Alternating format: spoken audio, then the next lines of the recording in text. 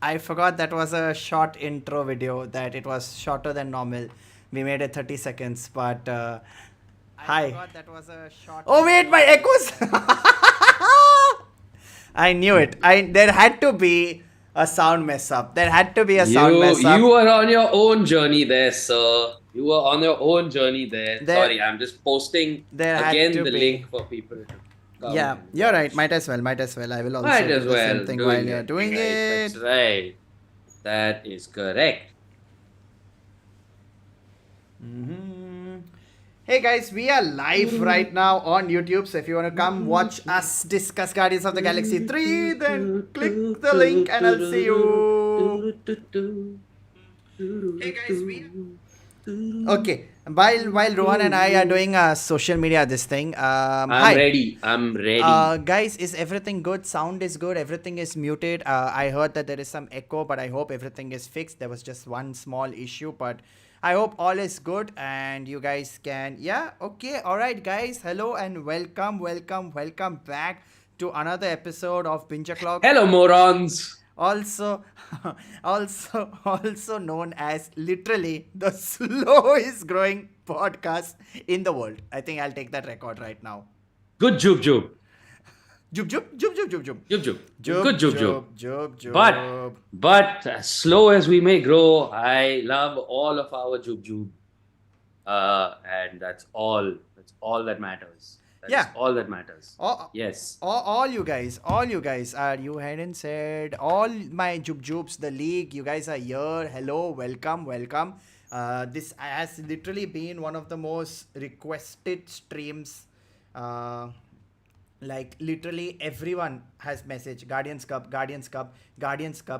Cup. So we decided, chalo, we will come out of our slumber and discuss this. You know what? Before we do that, you guys know. Okay, few quick announcements. First things first, welcome back to Binge-O-Clock. League, what have you guys been up to? Please let us know in the chat. Rohan, what have you been up to? We'll do a quick 10-minute recap of what we've been up to and we'll get started on the movie. What have you been up to lately? I started Jedi Survivor. Then I played Jedi Survivor. Then I finished Jedi Survivor. Then I got as close to possible as I could to 100%ing Jedi Survivor. Then I realized I could just new game plus it with all my skills unlocked. So then I restarted Jedi Survivor. And now I am playing Jedi Survivor again. And I'm very best enjoying. Love you very much. Too good. Jedi Survivor.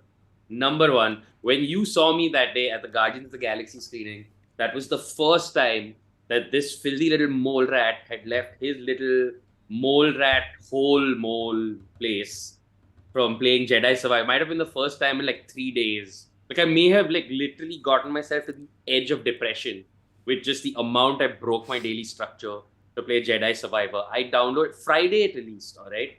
I clocked it, I was done with it by I think Wednesday, like literally about 5 days, 6 days. And I checked my game stats. I clocked 42 hours of gameplay in something like 6 days. And I was delusional, sleep deprived, this thing. But what a thrilling game. What a cinematic game. What a delight. I know that all the PC people are having solid issues with it. I get it. Whole separate discussion on how is this just what we must expect from AAA games. Also, I'm not going to be looking at the chat. No spoilers. Please, no spoilers. Please, no spoilers. Don't discuss the game. No spoilers. No spoilers. Genuine. I will be absolutely honest. There are certain places where even on the PS5 there are frame rate drops. There has in fact been one place where I have Luckily, it's not part of the main quest, and I only something I found later during random exploration, where it was a game-breaking bug. They've done one patch already, which has fixed apparently some PC issues, but not others. There's another patch that's dropping today or tomorrow, but my understanding is that again is a PC fix, but the same sort of patch for PS and Xbox is coming a little later. But I have to say, like within playing the game, playing the main story, I had a few, like in some places of like specifically very busy action scenery, there were definitely frame rate drops. Definitely, It's a game. I but mean, who, like, you can be pedantic and complain about frame rate drops, but at the end of the day, it is apparently one of the best. but for the Yeah. and honestly, I would say it for the 98 to 99% of the time, because that is my genuine experience of the game. At least on the PS5, it's a reasonably stable game. For my 98% of the time I spent playing the game, for the entire main story, the game was, other than a few frame drops, flawless. The action sequences are thrilling, and I don't say this lightly. It's like up there on par with anything Naughty Dog has done. They've really built on some of the best parts of the first game. They've expanded on the first game beautifully without adding bloat. They've managed to keep the game relatively linear, but still, if you look left and right enough, there's just enough exploration. Every frame, and I will say this with full kudos to Stig Advison and the team at Respawn Entertainment that made this game. You can tell it was made by a bunch of people who love their Star Wars, or at the very least respect the shit out of it, because aside from the main story and all, which is really fun, the combat is fucking great fun. Like you really get to do some amazing, and like through your actual lightsaber skills and force skills, you can like really stitch together like some fun shit when you get into a room full of stormtroopers. It is Star Wars wish fulfillment. Every frame feels like the graphics, the animation, the tiles, this thing, everything was put together. The sound, oh my god! Given that the Star Wars universe is legendary for its sound, all right, like they have things like sonic cannon, sonic grenades, all sorts of things. Just Easter eggs. Genuinely, after a long time, I've seen just don't sell stupid it. Easter eggs. Like stupid Easter eggs, all right? Like just stupid Easter eggs. And they've managed to do this, and they managed to expand the game to their credit without bloating it. It is not a bloated game. If you want to just sort of play the main quest, you absolutely can, and still thrilling, in rewarding in new and different ways. And I feel like when we're maybe a couple of months to a year out from the original release of this game, and we're not really talking about the performance issues and all of that stuff anymore. And if I think people who just come to this game like a year from now, like where they've not dealt with any of this stuff, I think for me, it's one of those wow experiences where if Fallen Order is Uncharted, this is Uncharted 2 Among Thieves. It is Up there, higher, stronger, right up faster in every way, building on what the first one does really well. And I know we said we do a 10-minute catch up, but No. yeah, The I am reason- done. the reason I am done why- fellating Jedi Survivor, because just having Yeah. really, really good fun. The reason why I wanted to stop you is because I did the same thing as you. I spent all of last week at Hogwarts Legacy, and yes, there are complaints, and I will get it is, and I'm keeping it very short. It is like any open world game that you will ever play. It is like if you played Ghost of Tsushima. A lot of people in the chat are speak of Ghost of Tsushima. It's the same thing. It's literally Ghost of Tsushima, but in Hogwarts. There's nothing Yeah. different. It's The Witcher. The Witcher's a much better game than Hogwarts Legacy, but can I just tell you, being in that world, sitting and flying around on a broom or just casting spells, it is so much fun. I know what you mean, because It that was is exactly so my much experience for the first sort of 6 to 8 hours of Hogwarts Legacy. It is a beautiful world. Hogwarts is stunningly designed. And I just feel like the thing is, the difference for me between Fallen Order and Hogwarts Legacy, having played both, is that, like, if I had to, Hogwarts Legacy is like, imagine you run into a beautiful person, Yeah. all right? An objective, you look at them, you're like, oh my god, this person is beautiful, all right? But then they start speaking. And then they start speaking, right? And you're like, ooh, this was better when it was they weren't speaking part, and it was just nice. Versus Jedi, like Beautiful sort of and speaks Survivor, beautiful also, where it's like- beautiful right from the start, and I'm like, holy shit, this is just beautiful classic Star Wars imagery, but expressed in a really fun new way.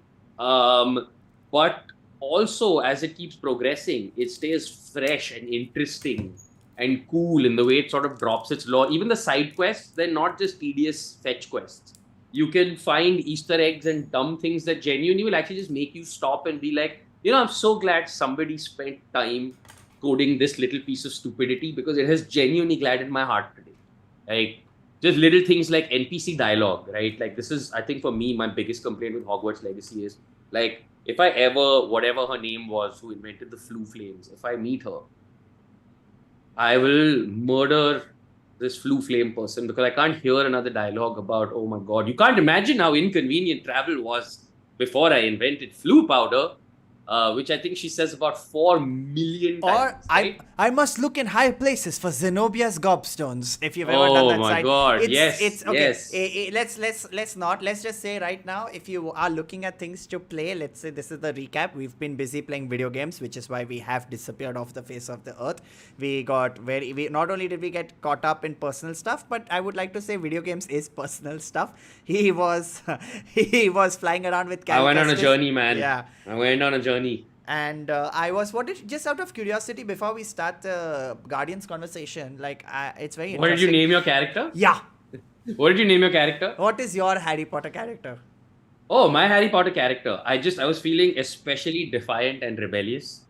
And I was like, what is the absolutely most sacrilegious name I could choose for a Harry Potter character? So I chose the name of Gandalf Greyhome. So I was fifth year student, Gandalf Greyhome, coming to Harry Potter. I have now brought Gandalf into, I was Gandalf Greyhome. That is who I was. I was watching a YouTube video today. So basically, you can't use Voldemort as a, I think, surname, but you can use it as a first. Oh, You can use it got as a it. first name. So he's Voldemort Got the it. Third, or Voldemort. Yeah, nice. Are you? Yeah. What did you name your character? Voldemort the Third? No, I went full Maharashtrian. Okay, so Amazing. I took my dogs. I took Bagel and Kurkure's name, and I became Bagel Kurkurkar. Yeah. Nice. And this Nice. Maharashtrian in Harry Potter going, kasa kai. Nice. Kasa kai Nice. Dumbledore, kasa kai. So yeah, Gandalf Greyhome and Bagel Kurkurkar, the weirdest characters ever. Yes.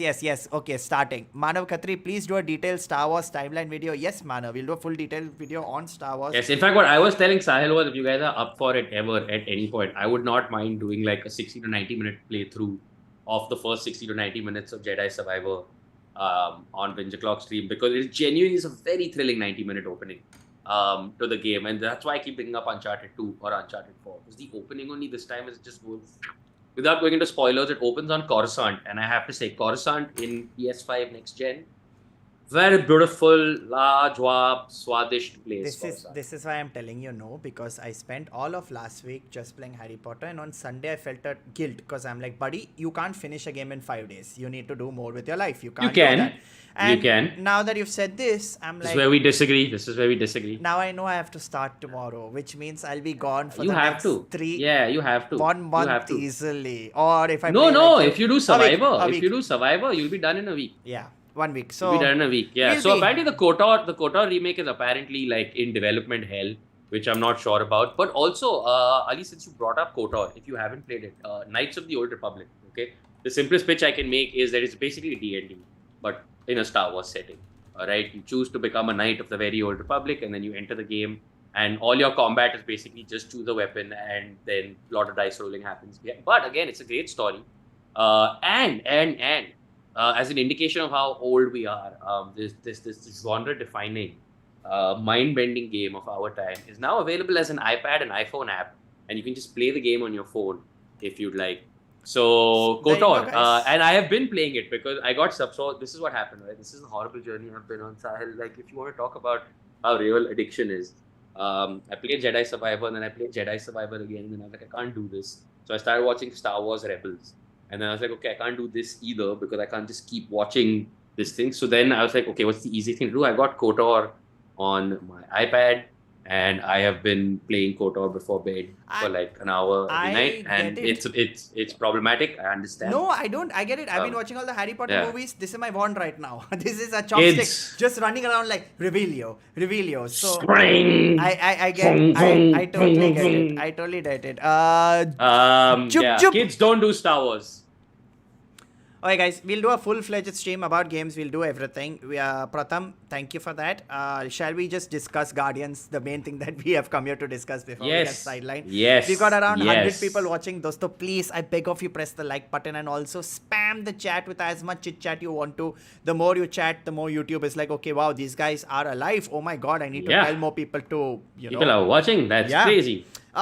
Before we start, shall this be a spoiler conversation or I think No, the movie's been out like what, 10 days now? I think now it's fine. Now it's good. What's the deal, chat? Do you want spoiler, not spoiler? What's the spoiler, deal? not spoiler. How do you want us to go about? I think League is We'll going. poll it. No, League is going spoiler only. I think the majority of people who would have come to see this would have seen this movie, right? I don't think anyone is watching this saying, you know what? Let me see what they say. Then only I'll see Guardians. So yeah, let's go. Man, go for it. Okay, let's go for it. Go for it. Guardians of the Galaxy 3. Let's just put it in a Yes. nutshell. Was a movie, and if I were to put it straight up, was where I was sitting, where there's Meghna next to me, KV, I think Azim, you, and yeah, that's a whole bunch of us in a row, and we'll obviously discuss everything that happened in a nutshell. But there is a moment where around me I'm tearing up, and I'm like, okay, Sahil, come on, maintain composure. Next to me, Meghna's crying. Okay, next to me, I see KV. I tried calling him today, he's busy, but KV was like this, okay, for 10 minutes. Yeah. Same. And I'm just seeing him not stop. I'm seeing him Yeah, not same. stop. I was very aware of the fact that, okay, and like Azim is the sweetest guy, okay, but while I was sitting next to him, I was very aware that, like, oh my God, this is like Mr. Football, Formula One, this, that, whatever. Can I show my emotions Yeah. in front of Azim? And then there's one scene happens, and then another scene happens, and then just like, yeah, there's just 10 minutes where you're just like, why is this happening to me? Why are my emotions being played with? Can we go back to when Marvel is like just boring and not making me feel things for a bit again? Yeah. Because this is very feeling. I don't know. Like the thing is, right? So like, it's one of those movies where there is obviously a lot of feeling, but the conversation also comes into, do you think it is exploitative to play around with your feelings? Like, could the story have not had, such exploitation? Like, is it sort of, I don't know how to put it across. It's just, it's purposeful tugging of heartstrings. But all stories do that. Yeah, but this was like I was watching like This was like a origin of pain for like a character that we have followed for 3 movies, being like this grumpy, sort of push everybody away type person. Yeah. And now you see the sort of pain, and I don't think it was purely exploitative, because that sort of heartstring tugging came back and tied its way back to the end of the story, right? Like like I will say this, that the High Evolutionary was like one of the better villains in like a long time. I loved him. He's so like scene chewing. Just like I loved how like theatrical he was, right? Like I just loved how he was like but that rancid word. Very, oh my God, very so like Shakespearean. Yeah, very Shakespearean. Right, like so, yeah. like I loved it. Like I really sort of enjoyed like his sort of madness. It was a very like unique, like off-kilter madness that we haven't seen like in the cosmic side of the MCU yet, which I really enjoyed. Could it have been exploitative? But I'm like, look, man, here's where I am on that, right? You are going to be exploited. Your heartstrings are going to be tugged at. That is going to happen. I mean, you can go back all the way in movie history, all right? I think one of the most seminal and decisive moments in movie history, animation history, all history is Bambi's mom gets shot and dies, bro. Like, all right, like that is like, was it exploitative that Mufasa had to get trampled by a herd of wild bison? Because no real bison or lions were harmed in that sequence either. In a way, if this movie is getting you to sort of, because I know a lot of people who sort of watched that movie and came out like very like yo, I think I gotta be nicer to animals. like literally, I think sort of that's the thing, right? And so what's wrong with that? I feel like, if I am going to learn a beautiful story about love and loss through, animals that had like horrific mechanical parts, I actually think it's quite like impressive that you can create what in a traditional, like say either video game or horror setting could be like really horrific creatures, But and then make make them them like the sick. sort of central heart/core of the story. And this is something that I was like, somebody online said also, where it's like, give me this any day over a full live action Lion King or any of those things where you're just Or I would say, give like, me this any day over any single Marvel movie that has come out in the past few years. One second before we continue. Dhwani, thank you so much for the super chat. She said, good morning from the US. Brunch mein dhokla and YouTube mein Binge-O-Clock. Wednesday morning could not get any better. Thanks, guys. Well, Dhwani, I am glad that we could entertain you with this nonsense while you're having dhokla. Thank you for watching. We'll get back to the chat. And SK also raises a very valid point. Carl's wife dying in Up, like, I get it. You're not supposed to. I have cried every time I watched Up. That huh. sequence is just unnecessarily. I feel also like, I don't know, as a pet parent, like just when Rocket was first introduced, right, with the hand going in to reach and he's going, the eyes, every bit of that was making me just. But Sal, part of the reason you're a pet parent today is because you've looked at an animal in the street and imagined exactly that and thought about how horrifying it would be if you didn't pick that animal up. Yeah, yeah. So it's that again, like, it's not, is it wrong for a movie to tap into a valid fear? And by that logic, every movie about a child's kidnapping is exploitative because so many parents in the world.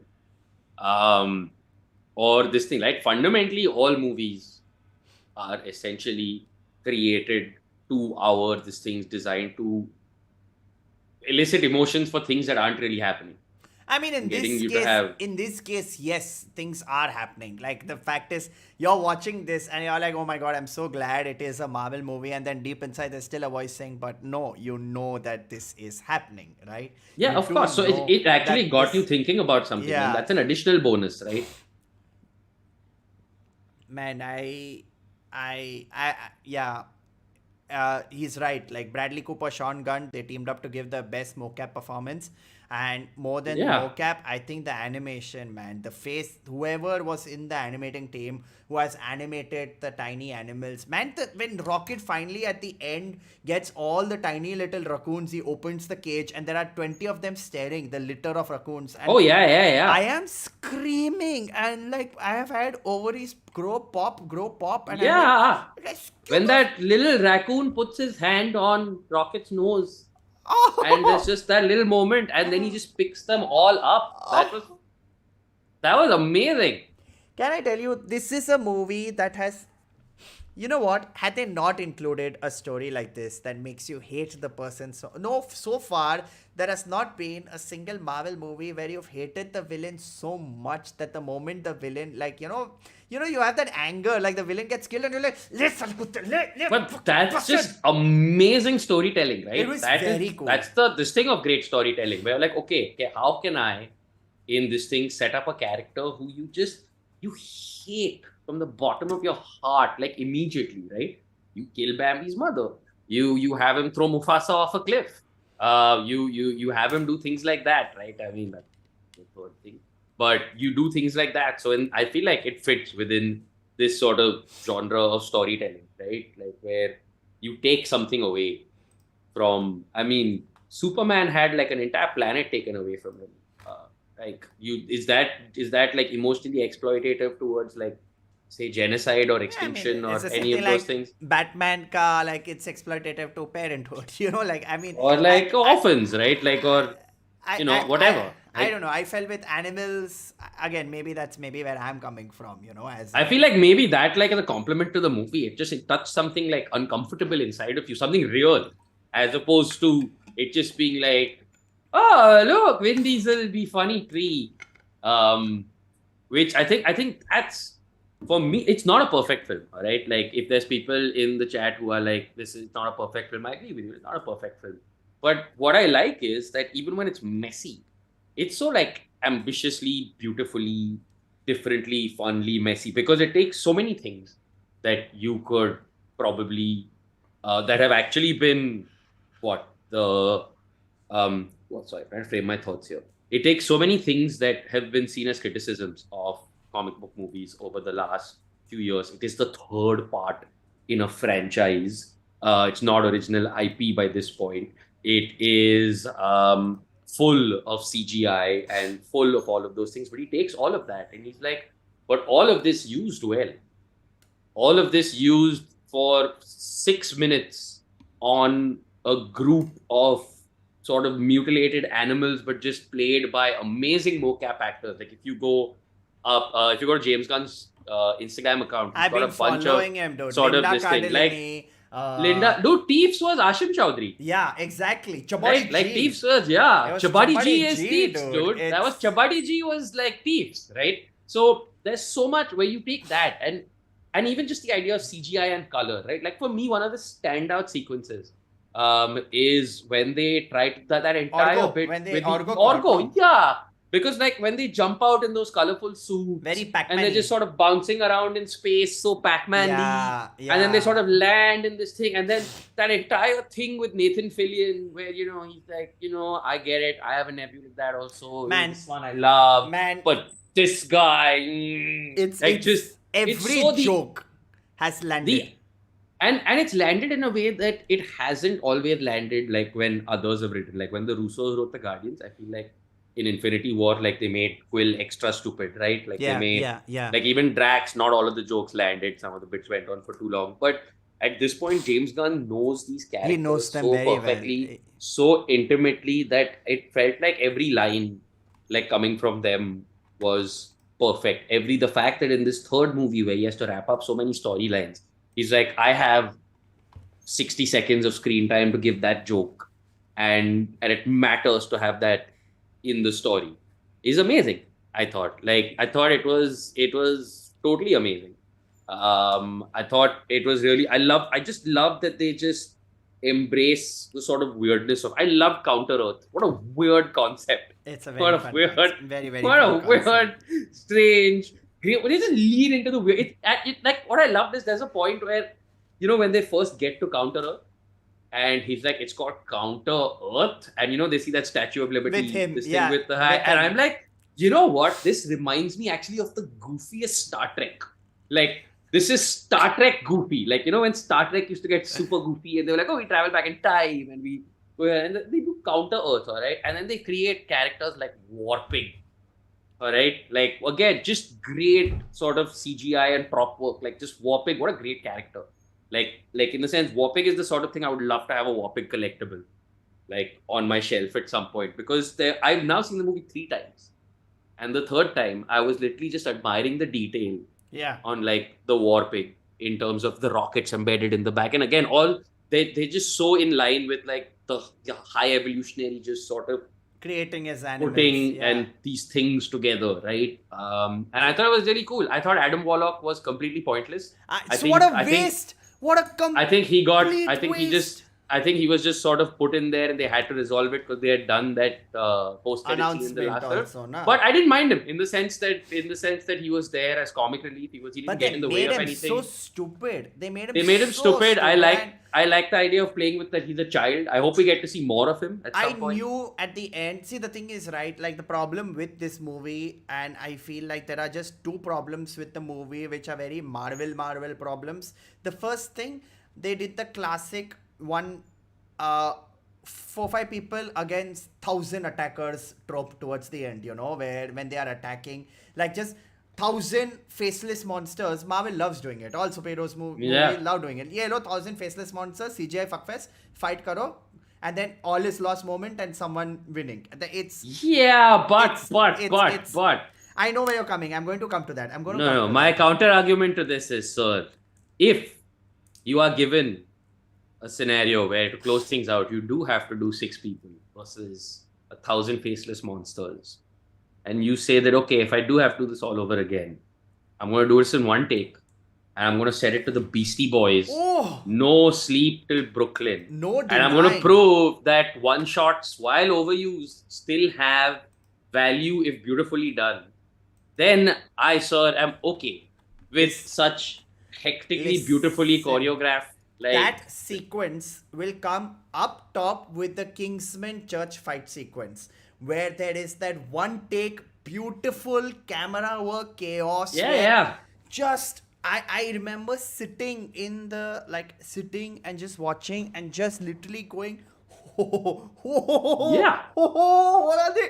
Oh, how did, and I know it's a big part of camera work as well as CGI, but for those 10 minutes there is no critical thought, full suspension of disbelief, and But just the like, thing is, fuck, I love this. even if there is critical thought, right? Like again, now having watched it 3 times, to justify the having watched it 3 times, when you watch that and you focus on each character, what's amazing is, and again, this is something that if you watch the Corridor Crew VFX artists react, I love that, the yeah.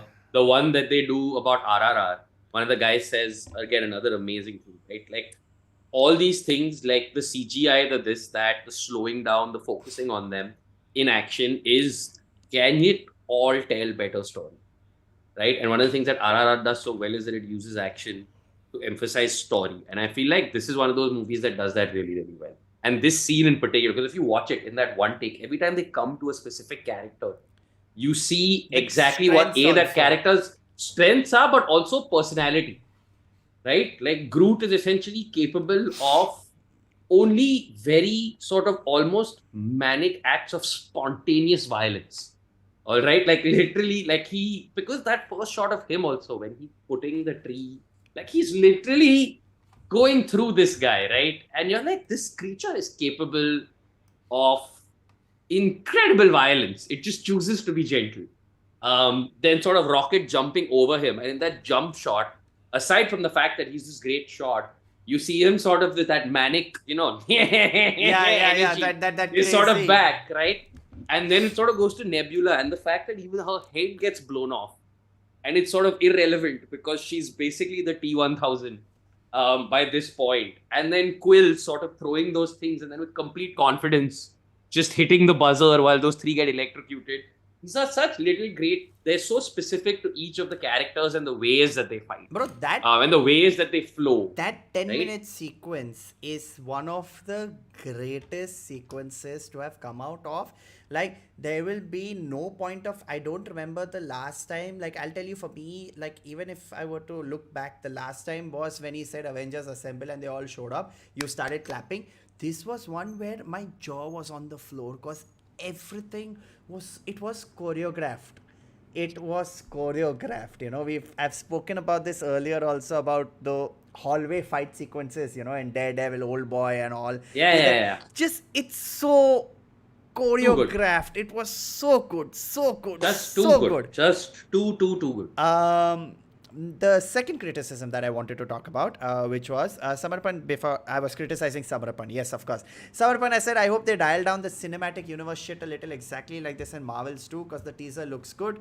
Also, where were you guys? Well, you missed the first 15 minutes. We told you where we were. As for dialing down, yeah, let's see. Like, you know what my problem is, right? Like, as you mentioned, is that they love taking smart characters and making them stupid.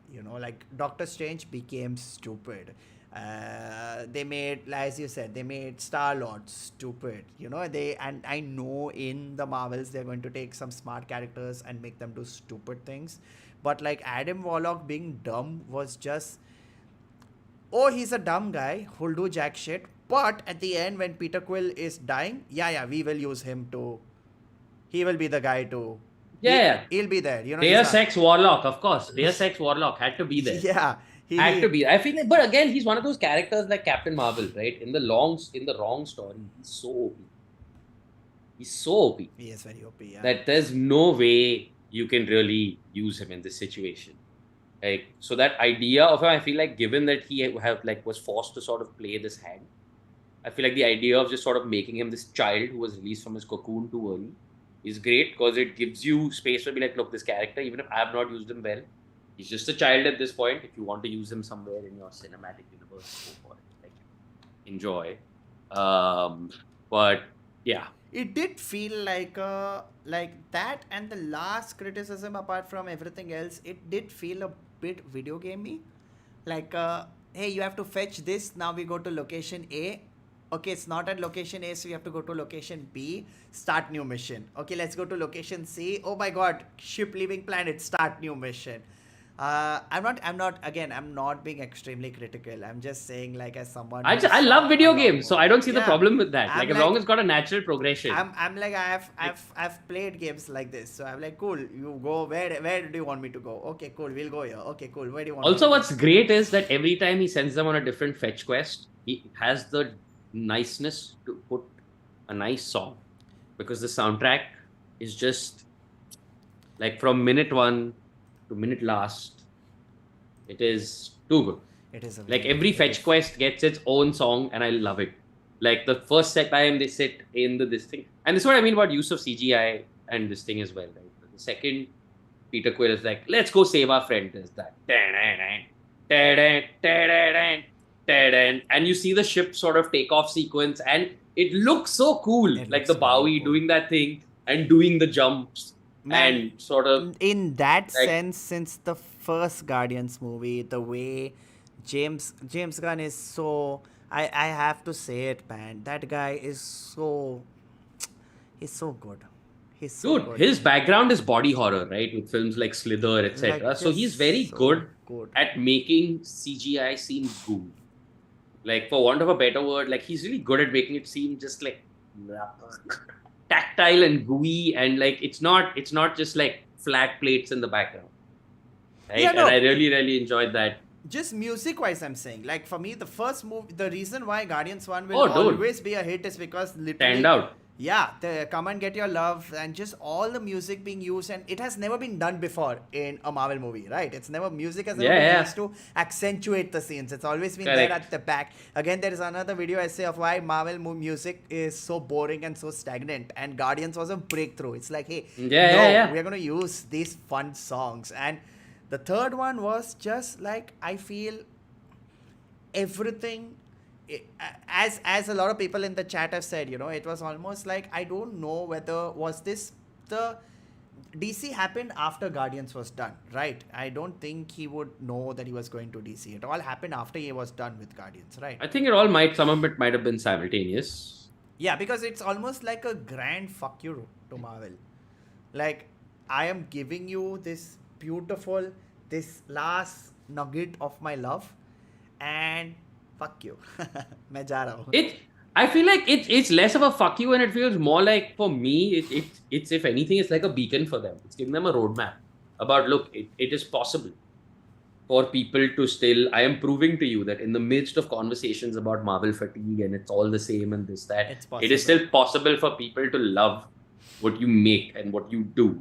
But to do that, you have to get them to A, genuinely give a shit about these characters. B, maybe genuinely, and there's people in chat saying this as well, that stop focusing on universe building, etc., all of that for a bit. Maybe just focus on telling the story that this movie is supposed to tell, and we can worry about the universe shit when we worry about the universe shit. Can you just entertain me right now instead of focusing so much about on this, one scene to integrate it where it's more about how I'm going to entertain you 3 years from now. Yeah. Right? Like just entertain me now. This movie doesn't have any references or nods to sort of the larger universe, the larger this thing, but yet it feels like the most Marvel movie in ages. That's so weird, right? That the one that has nothing else from the rest of the Marvel movies after a long time, no universe building, no connection, no nothing, feels the most like a Marvel movie. And that's because it's just, and it reminded me that, and I like, yeah, Nick Fury was just a post-credit scene. Now the post-credit scenes are sort of taken on a life of their own, where they have to be jokes and this and that. But I'm like, just put the universe building there, no? Go back to that. Just tell the story you have to tell, and then just sort of leave a little teaser about, what's going to connect this to the next universe or whatever. And I think there's a good roadmap there. Like for if Marvel can sort of, and there's this whole writer's strike going on.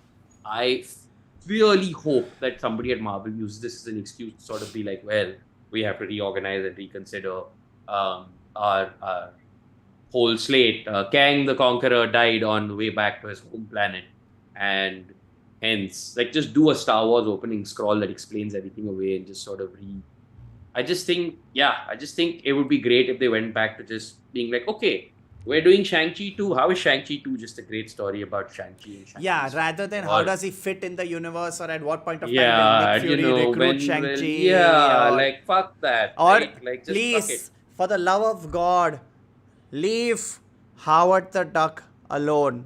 Please stop trying.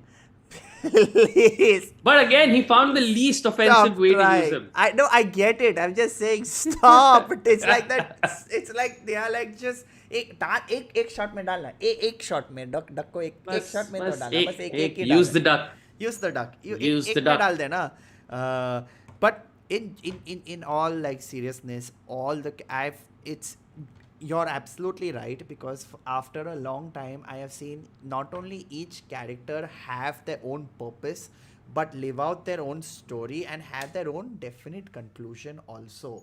It's not characters there for the fuck of it, you know, like No, not at all. not at all. Not at all. Not at all. And also just the idea of, yes, it's an ending, but it's not sort of endgame all over again in the sense that it's not that it is possible to definitively end a story.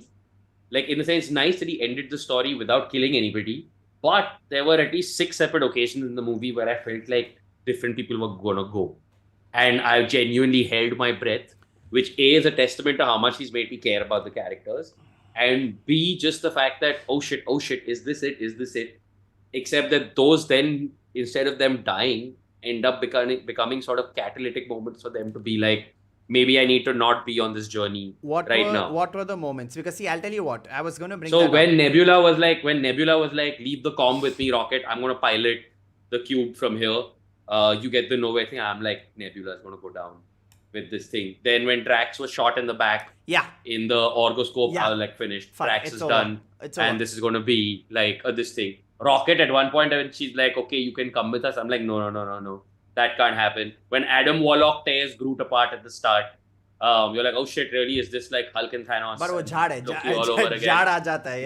No, I know, but I'm just saying, like, there's all with of that. Quill, So with Quill, I actually they really thought pushed it. They really pushed it. it's done. That was the one part where they pushed it. Yeah. Where, like, He's like he dead. started to look like Peter Quill's grandfather for a bit, and then they just sort of And it's settled.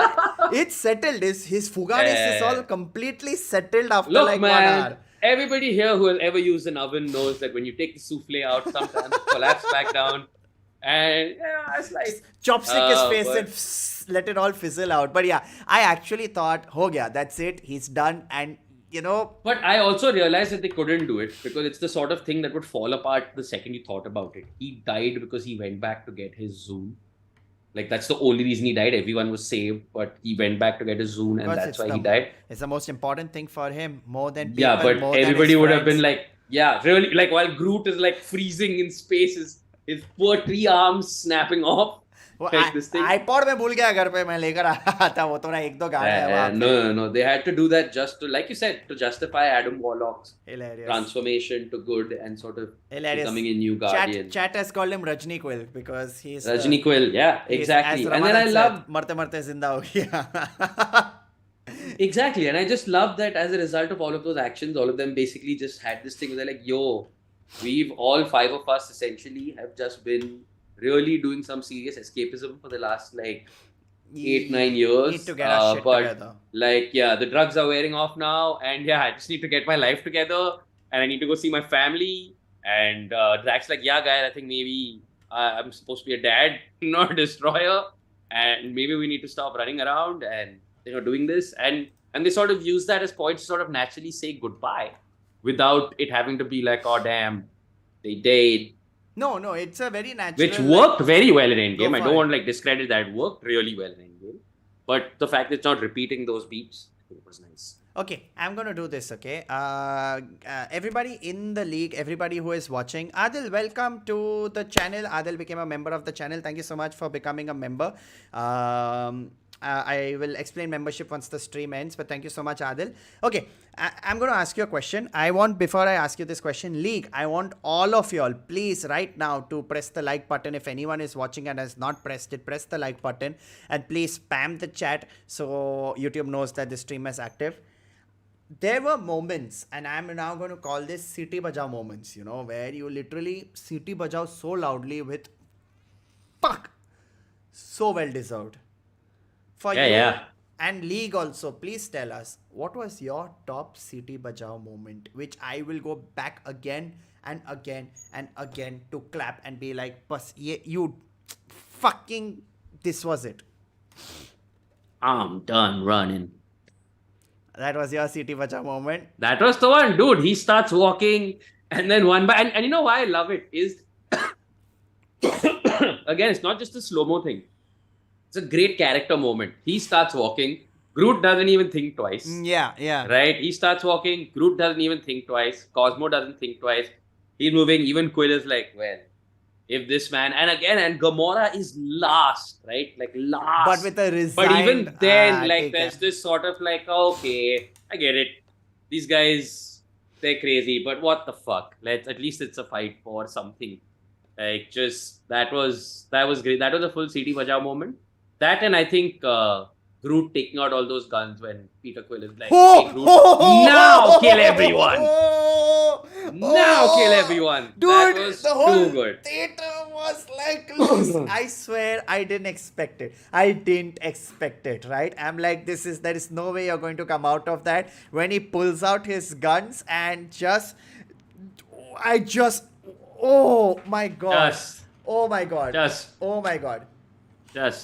And yeah, like SK said in the chat, she's a good dog. For me, top. The way that throughout the movie they have peppered, they just say, no, I'm a good dog. No, you're not a good dog. He keeps on calling me a bad dog. I knew that this was, I'm like, yeah, there's going to be a good dog moment where it's going to be good. When she comes running, in the back of my head, I'm like, say it. Camera goes close by. She's a good dog. Oh! I screamed.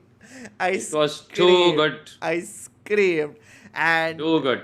And Groot saying, I love you guys. Oh, dude, what is the last 30 minutes of this movie, man? Too good. The last 30 minutes has everything. Rocket Raccoon. Groot says, I love you guys. I am a good dog. Just. Yes. SK also said, use your heart, boy. Man, yeah, of course. Bro, they really did, nah? They really played a number. Last half an hour was... Bro, every heartstring that James Gunn has been slowly setting up over the last 3 movies, played it like a violin in this movie. It is, which is why it's not perfect. It's like listening to a live recording of your favorite song, all right, where you can hear, if you hear it enough times, them going off key in a few things. Then going this thing, but it doesn't matter because the energy that you're hearing now of the stadium, of this thing, of all of the vibe, for want of a better word, the vibe check. This movie passes the vibe check. It passes the vibe check, yeah. It passes the fucking vibe check. I don't think the movie would be that much fun if you're going to be watching. Okay, so you've seen it 3 times. Have you seen it all 3 times in a theater that is full Josh wala theater? No, then it's all 3 times. Fun. I have in fact seen it only once in a full Josh wala theater. My second experience was horrible. If you ever have to go for a movie, please, whatever you do not go to the Insignia Theatre at Atria Mall, Worli. It's a bad theatre. When my friend and I walked, we were like, oh wow, this is amazing because it's just the 2 of us in this amazing theatre. Except the interval comes at the point that Rocket starts to break his friends out. Wait for it. And movie restarts after all of this is over. Adam Warlock saying mother and mother exploding, all over. It literally comes back to Mantis and Drax have already reached the cube, like on that scooter. And the whole War Pig scene, everything has just been like big L. And the whole sky, the animals dying, rockets and tires. What do you mean the movie restarts? When the interval ended, skipped it. When it ended, they essentially, it's almost like they kept the movie running through the interval. If that makes any sense. except it was just my friend and I was the only person who'd seen the movie before. And I literally got up and I'm like, 1 second, what the fuck? And yeah, there's nothing, and that was it. Yeah. Ek number 30 scene. Never again. I can imagine the people. And if so there for was- my yeah, for my third screening, I slunk back to IMAX Lower Parel. And this time I saw it with a reasonably dead audience because that happens, right? By the time हो you're गया a week अभी into release now, schedule, yeah, now हो the गया. fans are done, right? And it was okay in the sense that the audience wasn't with me, but I was enjoying every second of it. Like I was still having an absolutely great time. And this time, because I sort of knew the dramatic this thing of it, this time I was just enjoying the vibe. And this time I was with again 2 friends who were watching it for the first time, and big Marvel heads also. And it was great because this time I got to do that, where basically a certain scene, and I did it, okay, and because I'd seen it before, I did this like a fucking magician. All right, you have to watching a movie with me is an experience. So I did this like a magician. I literally specifically from the popcorn, from this thing, from all of that, I kept some tissues aside. Smart, very smart, very very smart. I kept some tissues aside, and there was a point where I just went silently. Those tissues were taken from me. Just pulled out like a magic trick, like a wizard, like literally like a magic trick, like it just sort of there, and yeah. So this is why I can say for sure that this movie passes the vibe check. I just want to say the fact that I loved the way they sort of resolved the Quill Gamora thing. Yeah. Essentially, yeah. the idea that this is just not the person that that you were in love with. I'm just not that person, and it doesn't, and I won't be that person. Like, and even as a metaphor sort of for a breakup or people moving on or people changing, and that last line, what a gut punch, man! Like, just like when she's like, I bet we were fun, and he's like you wouldn't believe, and they go their separate ways, and just No, that was a very nice thing because for the first time it wasn't like a lot of people were like, oh, they'll kiss, or even I was like, oh, they'll kiss, they'll do the classic. Oh, now they're still a couple, but the fact that it didn't Nope. happen, the fact that she left, and the fact that she's happier with her other family, it's a very nice feeling to know. Yeah. Okay, you know what? I like it. yeah, I exactly. I like what you've done with this. I like that, like as someone mentioned, as I think SK mentioned, her understanding Groot. These are all tiny peppered moments. Yeah. Us understanding Groot. Yeah. Her caring for Rocket. I thought, okay, now she'll stay back. Abhi, ho jayega. But no, it was very well. It was very well done. Pronita said, did you get the creation of Adam? Yes, Yeah. I did, but I did not Yes. see where did Eagly come. Eagly? Where was Eagly? You've Was seen he it like one of the thrice. animals? You've Was seen he one of the animals in a cage? I Guys, think that was Eagly. wait, Pranit, where was Eagly? And He must have been one of the animals in the cage nice. then. But I saw the Eagly was in the cage. Oh. I've definitely seen enough times to know where he would have been. But yeah, I just thought it was a movie that had, and look, that Howard Hawks' definition of a movie, and this is one of the first like sort of just mainstream studio directors, was 3 good scenes and no bad scenes. All right, if you can extrapolate that to all a movie really has to give you is a series of beautiful, emotional, and consistent moments that you can take home with you in sort of holding in there, then this movie is a 10 on 10, right? Like just 10 on 10 in that department. And it's been a while since like just a sort of mainstream popcorn movie like did that. I think it's been a while since Marvel did that successfully. So just all in all, very enjoy. 100%. Very glad for this film. It's definitely, I feel like this is one of those films that is going to become like a comfort watch rotation thing where sometimes friends are over on a lazy afternoon. It's like, chal, let's watch Guardians 3. Except, like I don't know, like the thing is you need to have that horrible part so you could feel the happy part. You need to have that pain so you can feel the relief. But I don't want to go through. It's in that weird mix where I want to feel those emotions again, but the road to feel that emotions is a little too. Look, Sahil, It's a as the bit wise man harsh. once said, if you want to enjoy Mogambo Khush Hua, you also have to deal with Tina blowing up. Like, that's life. That's life, Sahil Shah. That's the movies. That's the goddamn movies, brother. But also, as the wise man once said, that, if there's still pain, if there's still sorrow, का मतलब है कि picture अभी भी बाकी है दोस्त. So,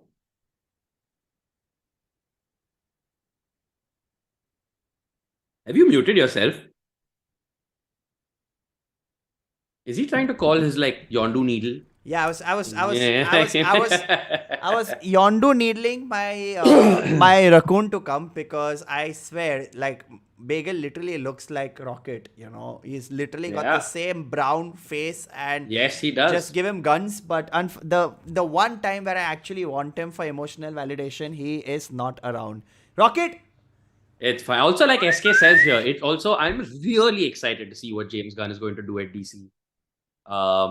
Now that he's moved on from Marvel, I think I'm very excited for what he could do with something like Superman Legacy, especially if it's, sort of based around this All-Star Superman idea or concept. If he's going for a sort of more humane, emotional Superman, 100% here for that energy. 100% here to just see what all different things he can do in different genres he can fold into the sort of DC stable, because there's also going to be the Authority and things like that, which really give him space to go into that boys sort of almost body horror grossness. Thing. I was doubting. So, yeah. I was like, okay, dude, I know this guy is going to be good, but after Guardians, I'm like, he's gonna be so good. I am so excited. I am looking forward to this. Fully. This man can say us, like, the problem is, but that's the only difference is that, right? See, as the director who's at the helm of a movie, you can say the story that you want to, but as someone who's in charge of a company, there are a few stories that you obviously don't. You're not saying. It's okay, Rook. If this guy can give us a Kevin Feige run again, like, I will take a Iron Man 1 to Endgame level plan for DC also right now. If you can just give me 10 good years with a couple of duds in between, right? If you give me 10 good years with a couple of duds, and you don't have to build a coherent universe, you don't have to do any of that. Just give me 10 good years of entertainment with just, if there's a few duds in between. And here's the thing, he can do it, all right? He's already done so well with Peacemaker. Like, Peacemaker's such a good show. Yeah. It's just genuinely such an entertaining show, right? And that's when he's working at the most sort of ground level character that he can work with. Non-soup character. But yeah. Someone said he got an obscure Alan Moore Yeah. Wildcats comic book in print because a fan asked him on Twitter. He's the perfect. Yeah. I feel hot take. Gunn specializes in bringing a ragtag group to fame, but is it just me, or does Superman by Gunn sound a little skeptical? At this point, I'm not skeptical. Even I'm not. Because you know what he will do? He will bring Superman, but then he'll get an abstract bunch of villains. He'll be like very Suicide Squatty, right? Like, this one has not yet come. The most abstract, Mr. What? How do you spell his name? Screw it. Let's actually use Mr. the larger Cthulhu. Superman universe, right? Like, I want to see Crypto, and I want to see Jimmy Olsen, and I want to see Lois Lane, and I want to see them all be part of the story. So if that is, look, I'm a huge fan of the idea of the adventurers party, even in single hero stories. All right? I'm always a huge fan, always rooting for the party. Yeah. And I feel like that's the strength of guys like Said the Dungeon Master. Even, Gunn and Joss Whedon and all of these people, is that they understand that even the bestest things are all about the party. And I think Gunn will give us, I hope, fingers crossed, give us a good party. And I think he can give us a genuinely good, I think he's very good at writing motivations for villains. Mm-hmm. And I think especially villains like, say, a Lex Luthor or a Brainiac or some of DC's sort of more twisted these things. I think you could see them cast with some pretty interesting motivations and this thing. So yeah. I'll say something that is a very incorrect hot take, but to some extent, if you at one point of time listening to High Evolutionary, I'm like, हाँ पर थोड़ा तो सही बोल रहा है ना ये आदमी. And then I was like, get out of here, get out, Sahil, get out. What is wrong with you? eugenics experiment. What is wrong with you? What is wrong with you? ऐसा मत कर. Like it was a very like toys. It was a very Toy Story Sid wala this thing, you know, where you're like, Yeah. "Okay, I mean, he's trying to create better toys, but get out of here, Sahil. Don't do that. Chup There was a karo." half moment in the movie where he created a Ninja Turtle, Yeah, but then also immediately murdered it. So. because it was a very aggressive Ninja Turtle. Yeah, sorry, Leonardo, we never knew you. it was Hitler the painter. None of the actual Renaissance artists. None of that. Just And yes, Groot creating wings was, arey bro, that wo to abhi now. Towards the end, I'm like, just too good. see, towards the end, it reached convenience point where you're like, you know what is it, Groot? You can become a Boeing 7. Chal, cool. I'm too invested in this movie to say anything. Groot's powers just have to fit the occasion. Those are the rules. He's so OP that his powers just have to fit the occasion. Yeah, he can be whatever he wants. He can, Exactly. Hammer, you can be a hammer. He can split if he wants. But yeah, and I cried when they said you are the captain now. I have cried at so many times in this movie, but seeing him, them standing, and him just feeling, oh great, after all the pain, this shut up, yaar. Shut up, yaar. This movie. Just The only thing we discussed together also, is that it's really sweet how you spend 2 hours of a movie talking about how animal abuse is wrong, and then the post-credit scene is them just slaughtering a bunch of animals. yeah, and then one of them asks also, you feel a little bad about it. And he's like, it's I mean, ठीक है, good. Let's kill more animals. That's totally fine. I mean, now we are the heroes, so we are not the bad guys. For their yeah. I'm with Aditya Chatterjee on this. You didn't want things to be perfect. You just didn't like things the way they are. Beautiful. Too good, Dad. James, Dad. James, some beautiful sitting in your seat where you're like, yes, sir. Yes, kind sir. Oh, beautiful, sir. Yes, sire. Yes. Oh my God. Wow. He's written this? Yeah. क्या आदमी है यार? ऐसे बनना चाहिए. Life में ऐसे बनना चाहिए. Love Nathan Fillion. Loved his cameo. Good to see him on screen. Yes. Was very happy. 3D was disappointing. Well, Shubham, every movie's 3D is disappointing. I don't know what you're expecting when you're going to watch 2D IMAX is the way to go, bruv. Always. We saw 2D IMAX. I was so happy. And Cosmo the dog. I want more. Too good. Pash, I can't. I'm going to go to bed soon and I can't think about Rocket's Scream of Despair right now just before we leave, because that is, I think, one of the top 10 acting moments of the year for me already. Because at that moment, I still remember when we were watching it, right? And this is that rousing, this thing or whatever. There was like this pin drop, horrified silence in the theater after that scene. Like when he screams, that was like literally when I was just like, damn, whether it was Sean Gunn or whether it was Bradley Cooper, you could whoever, feel the pain, dude. Bro. I'm like, and then, oh man, at the end, I'm so glad that James Gunn really pushed that PG-13 with just, that guy looked like melted Red Skull. Ooh. And I loved it. I was all for it, you know. I was all for it. Dude, loved it. Pepperoni Red Skull was too good. Too good. There have been movies in the past, I can't place it, but where you've hated the villain so much, where you're like, fuck, just scratch his face off. Scratch his face off. Scratch it. Scratch his face off. Yes. And you know it's a movie. You know that's a beautiful part, right? There's the voice at the back of your head saying it's a movie. It's not real, but you're like, just yes. Like you said, face off. Yes. Not a trap, it's a face off. Oh man. All right. I think anything else to add? Otherwise, I'm done. Yeah, I really feel this is it. I feel we've discussed everything that we had for Guardians League. What did you guys think? Have we covered everything? Do you have anything that you want us to talk about? Because I feel we've covered everything: the highs, the lows, the happy moments. Yeah, all the moments in this movie. All the moments that we could moment.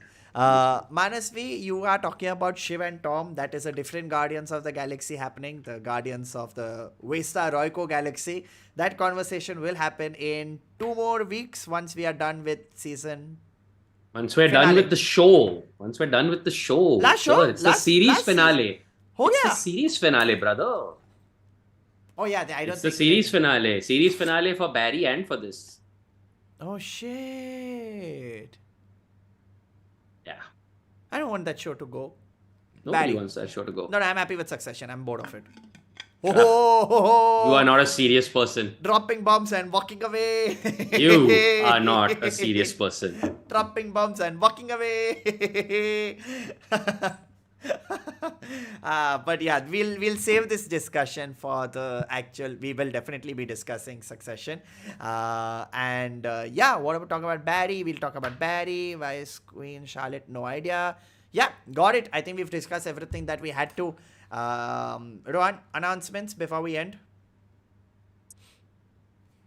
No announcements actually. Shows and all will be happening, but there's nothing I think of specifically right now. Sidepod is happening, I think, tomorrow evening at 8 o'clock. I thought it was happening today at 9:30, no? Yeah, then that got pushed to tomorrow because we were waiting for an update on this weekend's Grand Prix has been cancelled because of flooding in the Grand Prix region.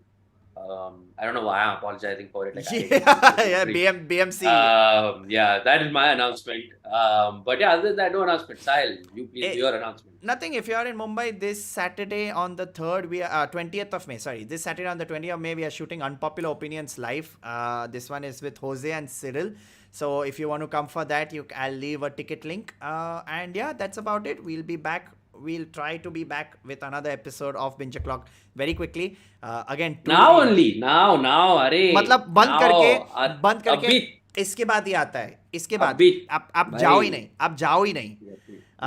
As Devesh is right, please subscribe to the channel if you haven't and press the like button. And Fast X stream. Oh yeah. Oh my God. Beautiful. Okay, listen.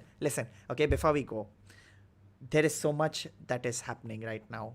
Okay, you have Fast X. In 10 days, we have Spider-Verse that is just building up steam. Like I can't. The hype is so real. You saw the latest trailer? Yes, brother. It's too good, yeah. It's too good. It's gonna be the best one.